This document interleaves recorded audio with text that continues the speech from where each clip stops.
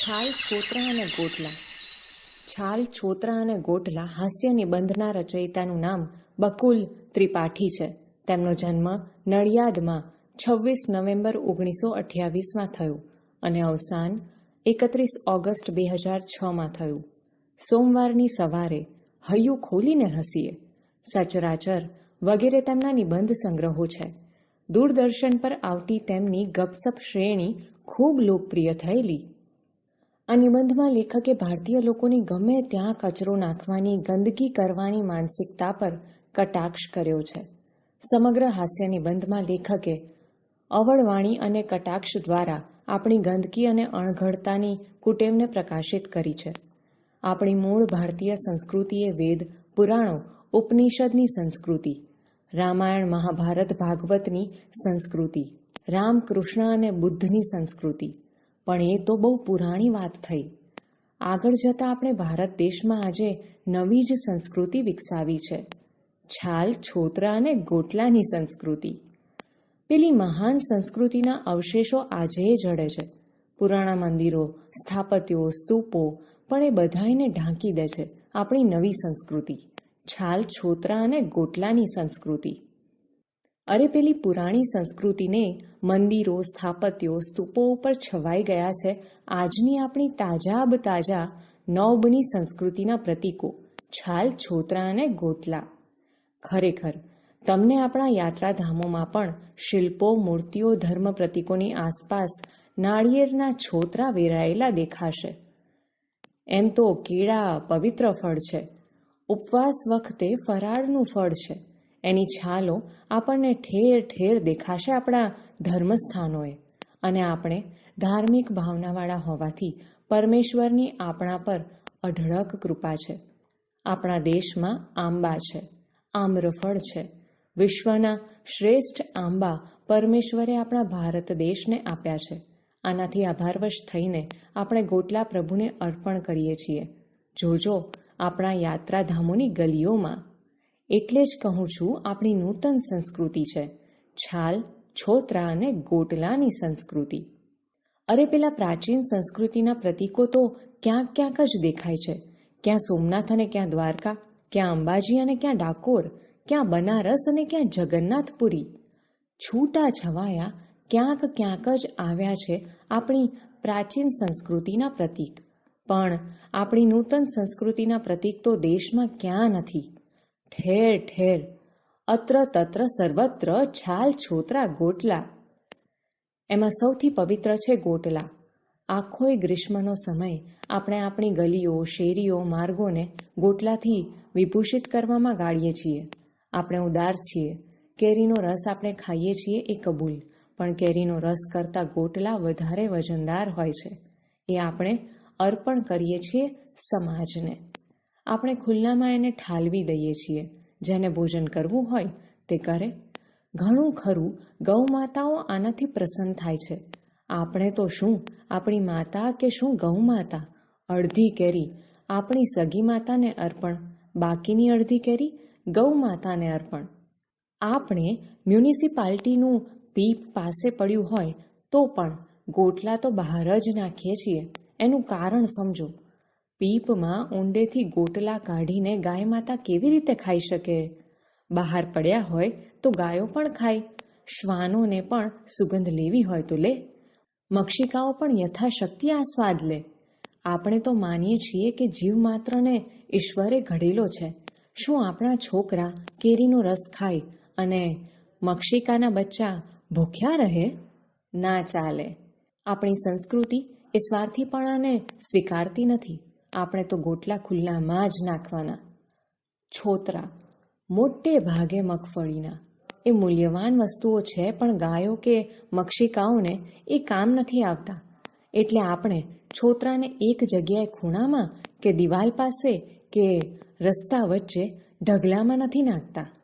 આપણે શીંગના છોતરાને સર્વત્ર વેરતા ફરીએ છીએ. સબ ભૂમિ ગોપાલ કી. શા માટે પૃથ્વીની 1 ચોરસ મીટર જેટલી જગ્યા પણ ફોતરા વિહોણી રાખવી? આપણે બગીચામાં, થિયેટરમાં, ઓફિસ કમ્પાઉન્ડમાં, શાળાના વર્ગમાં સર્વત્ર ફોતરા વેરતા વેરતા ચાલ્યા જઈએ છીએ. એક કવિએ કહેલું, બેફામ તોય કેટલું થાકી જવું પડ્યું, નહીં તો જીવનનો માર્ગ છે ઘરથી કબર સુધી. શાયરે વ્યંગમાં કહ્યું છે કે ઘરથી કબર સુધી કેટલી ટૂંકી જિંદગી છે, પણ એટલામાંય આપણને કેટલો બધો જિંદગીનો થાક અનુભવાય છે. મને કવિને કહેવાનું મન થાય છે કે જિંદગીનો થાક ન લાગે કવિ, જો તમે ઘરથી કબર સુધી ફોફા ખાતા ખાતા ટહેલતા ટહેલતા જાઓ અને ફોફાના ફોતરા સર્વત્ર વેરતા જાઓ તો. બીજા એક ફિલ્મી શાયરે ગાયું છે, દિલ કે ટુકડે હજાર હુએ, એક યહાં ગિરા એક વહાં ગિરા. હવે દિલનું શું છે કે આપણામાંના કેટલાકની પાસે જ એ હોય છે, બધા પાસે નથી હોતું. વળી જેની પાસે હોય છે તેનું દિલ તૂટે છે માત્ર જુવાનીમાં જ. એટલે દિલના 1000 ટુકડા થાય અને એક અહીં ફેંકતા જઈએ અને એક ત્યાં ફેંકતા જઈએ, એવું સદભાગ્ય તો કોકને જ મળે છે. પણ ફોફા કે ટુકડે દો ચાર હુએ, એક યહાં ગિરા એક વહાં ગિરા, એ ગીત તો ગૌરવપૂર્વક આપણે ગાઈ શકીએ એમ છીએ, શૈશવથી વૃદ્ધાવસ્થા સુધી. એટલે જ દિલના ટુકડા વેરાયેલા તો માત્ર કોલેજ કમ્પાઉન્ડમાં દેખાય છે, પણ ફોફા કે ટુકડે ઇધર ઉધર યહાં વહાં સબ જગહ. જોકે આ પણ પુણ્યવંતી પ્રવૃત્તિ છે, તેમાં જીવદયા સમાય છે. ફોફાના ફોતરામાં જો સિંગ ફોતરા પણ હોય તો એના પર કીડીઓ આવે છે. ઘણીવાર તો કીડીઓ સહકુટુંબ મિત્ર મંડળ સહિત આવે છે. હવે કીડી બિચારું નાનું જંતુ, આપણે ફોફાના ફોતરાને રૂમાલમાં નાખીને નાની પોટલી વાળીને ખિસ્સામાં રાખીને પછી મ્યુનિસિપલ કચરા પેટી દેખાય ત્યાં જઈને ઠાલવી શકીએ. વિદેશોમાં આવો સજ્જડ નિયમ છે, પણ આપણે તો જીવદયાવાળા માનવીઓ રહ્યા. આપણી કીડી બહેનો બિચારી કેટલુંય ચાલીને છેક કચરા પેટી સુધી ક્યાં જાય, બિચારી થાકી ન જાય. એટલે જ આપણે દયા આણીને એને ફોતરાની હોમ ડિલિવરી આપીએ છીએ. કીડીઓ સર્વત્ર, ફોતરા સર્વત્ર, સેવ ભૂસું ચવાણું એના દાણા સર્વત્ર, એટલે કીડીઓ સર્વત્ર. આપણી લાગણીઓ સર્વવ્યાપી. આપણે ત્યાં કીડી, મંકોડા, માખી, મચ્છર સર્વવ્યાપી. આપણે બધા માનવીઓ અને જંતુઓ પરસ્પર પ્રેમ રાખીને કેવું મધુરું જીવીએ છીએ. મૂરખ યુરોપ અમેરિકાવાળા આ સમજી શકતા જ નથી. અરે રે, કારુણ્ય કારુણ્ય અપાર કારુણ્ય. અને છાલ, છાલ છોતરા અને ગોટલાની આપણી સંસ્કૃતિનો પ્રથમ પાયો. છાલ બને તો કેળાની, પણ નારંગીની, મોસંબીની કે નાળિયેરની પણ ચાલે. આપણે આ બધા પ્રકારની છાલ સર્વત્ર ફેંકીએ છીએ, પણ ફેંકવા માટે કેળાની છાલ શ્રેષ્ઠ. કેળું ખાઈને કેળાની છાલ આમ ફટાક દઈને ફગાવી દેવી એ તો આપણી પ્રિય રાષ્ટ્રીય રમત છે. ઓલિમ્પિકવાળા દડા ફેંકની અને ભાલા ફેંકની રમતો રાખે છે, એટલે આપણો પત્તો નથી ખાતો, કાંસાનો ચંદ્રક પણ નથી મળતો. પણ કેળાની છાલ ફેંકની સ્પર્ધા રાખે તો ભારતીય ખેલાડીને જ સુવર્ણ ચંદ્રક મળે. બીજાઓને બિચારાઓને આવડે જ નહીં ને, કારણ પ્રેક્ટિસ જ નહીં ને. બીજા દેશોના લોકો તો કેળા ખાઈને છાલ પ્લાસ્ટિકની બેગમાં મૂકીને ડસ્ટબિન પાસે જઈને અંદર મૂકી આવે છે, બિચારાઓ. મેં તો અમેરિકામાં ત્યાંના ખેલાડીઓને મોઢા મોઢ સંભળાવ્યું, તાકાત હોય, તમારી માએ શેર સૂંઠ ખાધી હોય તો ઓલિમ્પિકમાં રાખો કેળાની છાલ ફેંક સ્પર્ધા, છે તાકાત? એ લોકોએ મને પૂછ્યું, વોટ ઇઝ શેર સૂંઠ?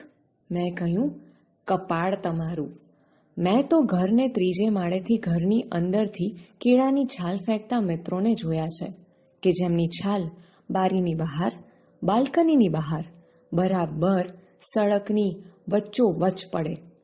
2 ફૂટ આમે નહીં ને 5 ફૂટ તેમે નહીં, બરાબર રસ્તાની મધ્યમાં. કંપાસ લઈને માપી જુઓ. કેળાની છાલ ફેંકનું અજબનું કૌશલ્ય છે આપણી પાસે. સાંભળ્યું છે કે કેટલાક બાલ મંદિરોએ આપણી આ સંસ્કૃતિની વિરુદ્ધ પ્રચાર શરૂ કરી દીધો છે. અરે, બાળકોને સ્વચ્છતાની ટેવોય પાડવામાં આવી રહી છે. પરિવર્તનનું કારિણ્ય એ તો અનહદ. આહા.